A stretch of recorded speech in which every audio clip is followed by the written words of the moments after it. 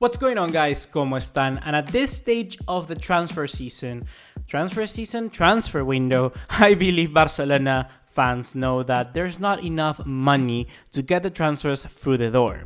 The best way that Barcelona can get those funds is by selling some few players, and today that's why we are going to be talking about Malcom, because he's the hottest prospect right now Barcelona have, I think, and the hottest prospect we could actually get some money for. So it does make a little bit of sense to get rid of him.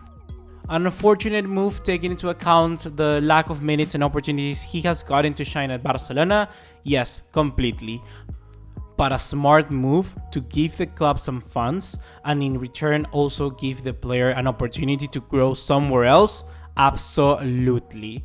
So that is why in this video we're going to be taking you over all of the clubs interested in Malcom and which one will he potentially join. We'll be comparing and analyzing the benefits and positives of every move to ultimately decide as a Barcelona fan which could be the best destination for him. If you enjoyed this video, be sure to drop us a like and leave us a subscribe. And without further ado, let's get right into this video. And one more thing before starting off this video, be sure to check out our friends at Golazo Jersey. The links are gonna be in the description down below. They got the newest Barcelona kit, so guess who can look the most epic, most valuable fan of them all. The first set of clubs linked to Malcom are both Arsenal and Tottenham Hotspur. The bid that Barcelona wanted from them is around 45 million euros, so it's perfectly fine for me. It's really the value of Malcom where it's at. For Malcom, joining any of these two clubs would be absolutely incredible because they're very competitive. I think there's a little bit more chance for him to be starting week in and week out for Arsenal because right now they did not have a right winger.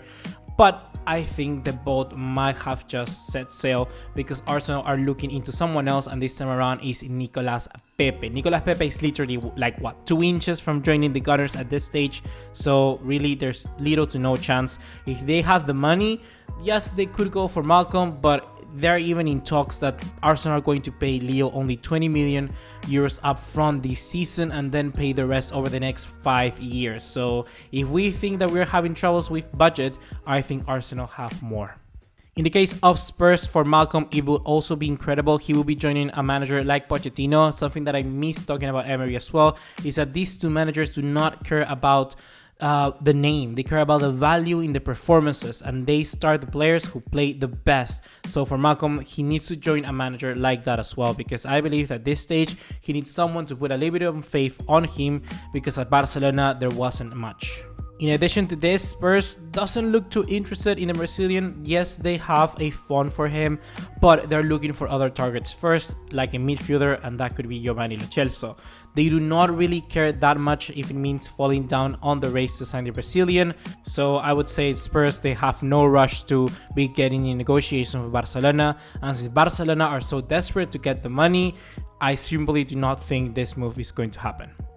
Next up, we have Lille, Saint-Etienne, Roma, and Napoli. In the case with Lille, I think it's one of the best moves actually for Malcom at this stage. I think they're competitive. I think that they got a very good squad. They got a very good manager. And in Ligue 1, they're doing very nice things. And it's a project that's building and improving very similarly to Saint-Etienne.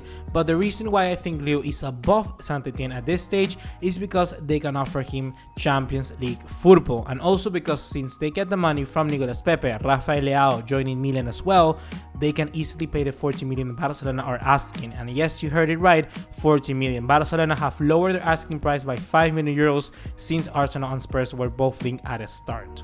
Furthermore, something that could be very attractive for Malcom is that he could become the face of this new Lille side in Ligue 1 in the Champions League, and I wouldn't be against that because he will be playing every single week and being appreciated by a club, by the fans that he deserves. So that would be a very good move for Malcom, but it's just up to Lille whether they want to pay those 40 million up straight. In the case of the two other Serie A clubs, Roma and Napoli, they're in very similar type of circumstances. That's why I paired them together with the French teams. Roma could also be potentially paying the 40 million euros that Barcelona want. Roma also playing in Serie A. They have something that they can offer Malcom above Lille, and that is week in and week out playing games at a more competitive level. However, they cannot offer the UCL football, so it's whether up to the agent and Malcom if they want to take that risk.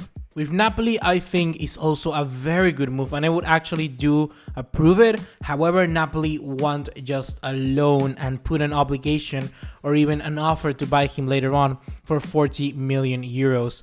But in terms of sporting decisions for Malcom, this is as good as he's going to get, because he's going to be playing under a manager in Ancelotti, which is very good, and a project which looks very, very promising. Napoli are building such a good squad this season, and I cannot wait to see how it develops. So with Malcom in that, it could look very, very sweet. But like I said, Napoli won the loan, and that's a little bit bothersome for Barcelona, of course. So if you could probably tell, I've been rushing through the first for the first 6 clubs. Why? Because I wanted to focus on these last 2, Dortmund and ZENIT, because they're in the literally last 10 meters to get Malcom. So it's worth the time, you know?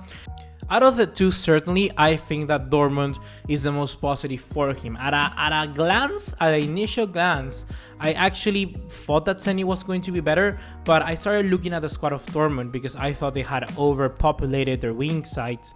But honestly, Julian Brandt is probably going to be slotted as a midfielder for them in a 4-3-3 formation, and that's where Malcom could be entering rotation as a winger, and wouldn't be as bad because they only got, well, Malcom at that stage. They had Jadon Sancho, and who's the last one that I'm missing? Torgan Hazard even, but Hazard could also play as a number 10, as a center forward. So yeah, there's room for Malcom in that squad. And that's honestly very, very good, because Malcom will be joining one of the best teams in the world when it comes to exploding players. I mean exploding in the good sense, by making them reach and overperform their own levels. Axel Witsel, Paco Alcácer, Hakimi, Robert Lewandowski, even people like Mario Götze at a time, they have talent when it comes to doing that. So I wouldn't really blink twice if I had that opportunity to go there as a footballer myself. But that's when ZENIT really can get an advantage in this race. I think that ZENIT wouldn't actually be as bad as a move as some people may say. The reason being because he will get the Champions League football. He will be playing as a starter week in and week out. But yes, I do agree that the point of Malcom being outside of the main leagues in Europe take him away a little bit about his kind of non-market value, but his marketability. And I'm talking about whether a club would actually like to sign him later on in his career. Right now, he's 22 years old. So later on, when he's 25, 26, and let's say he's already ready to hit his peak, Malcom will struggle to get back into a team like Serie A, or in a team like La Liga, or in a team like in Premier League.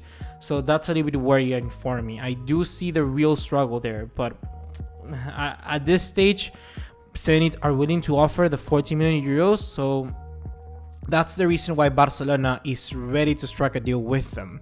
For Malcom, I do agree, he's not the best, but he's also not the worst. So I'm quite defensive on this one.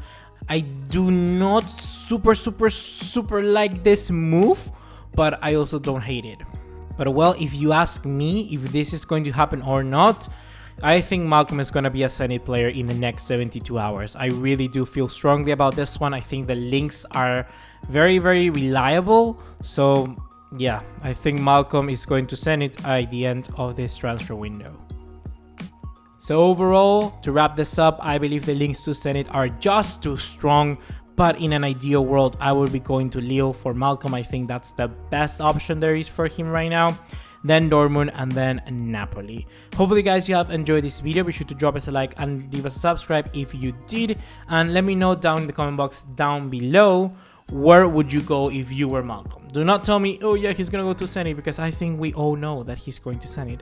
But where do you want him to go? It's simple. Very, very simple. Just stick to the question. It feels good to be back. See you in the next one. Take care. Ciao.